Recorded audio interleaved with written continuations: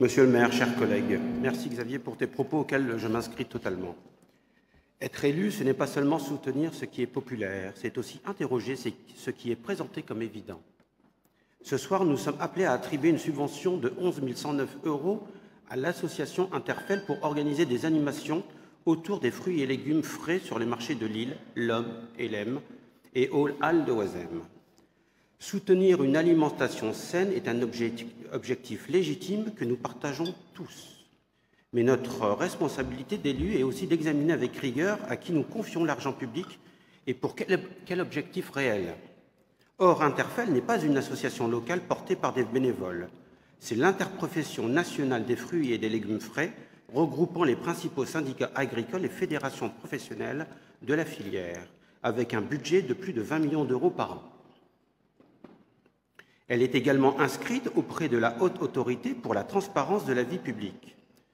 Ce n'est pas une critique gratuite. En 2018, le tribunal administratif de Paris a estimé que certaines actions d'Interfel relevaient plus de la promotion commerciale que de l'intérêt public éducatif.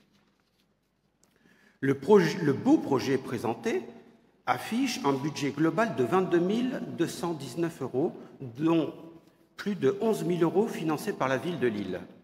Parmi les postes financés, on trouve 1 899 € pour un photoboot, 2 104 € pour un vélo à smoothie, plus de 4 000 € pour des animations diététiques.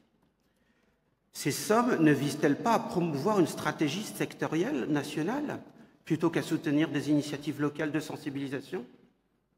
C'est à nous, élus locaux, de poser la question. Devons-nous financer des initiatives nationales ou devons-nous prioriser les projets locaux, ceux portés par nos commerçants, nos syndicats de marché, nos associations de proximité, véritables acteurs de l'intérêt général?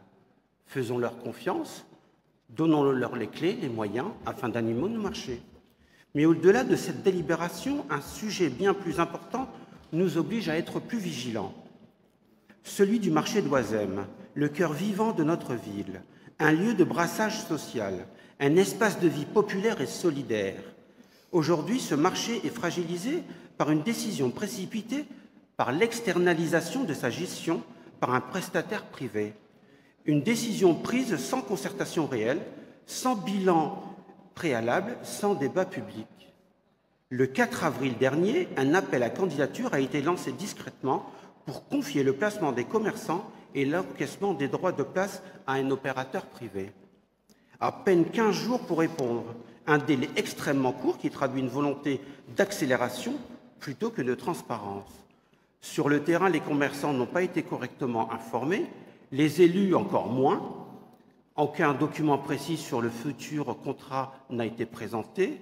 Effet troublant, le prestataire pressenti, le groupe Ben Sidoun, était déjà visible sur place avant même l'attribution officielle du marché.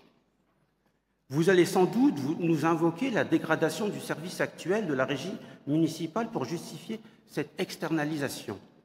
Mais cet échec de la régie municipale, c'est d'abord le vôtre, car c'est sous votre gouvernance que la gestion du marché s'est détériorée. Les conséquences de cette vacance sont évidentes. Des commerçants désorientés, des questions légitimes sur le placement des stands et l'encaissement des droits de place. C'est pourquoi ce soir, je demande solennellement à la ville de Lille de chiffrer la perte financière liée à cette situation. Car l'immobilisme a un coût qui impacte l'argent public. Les recettes des marchés restent stables, donc aucune urgence économique ne justifie cette privatisation précipitée. Mais ce qui est plus grave, ce sont les risques que cette externalisation pourrait faire courir au marché d'Oisem. À Fontenay-sous-Bois, les droits de place ont augmenté de 38% après l'externalisation.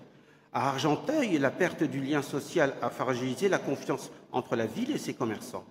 À Mantes-la-Jolie, des pratiques illégales ont conduit à des mises en examen. À chaque fois, ce sont les petits commerçants qui souffrent, ceux qui, dans le froid, au lever du jour, montent leur stand pour quelques dizaines d'euros.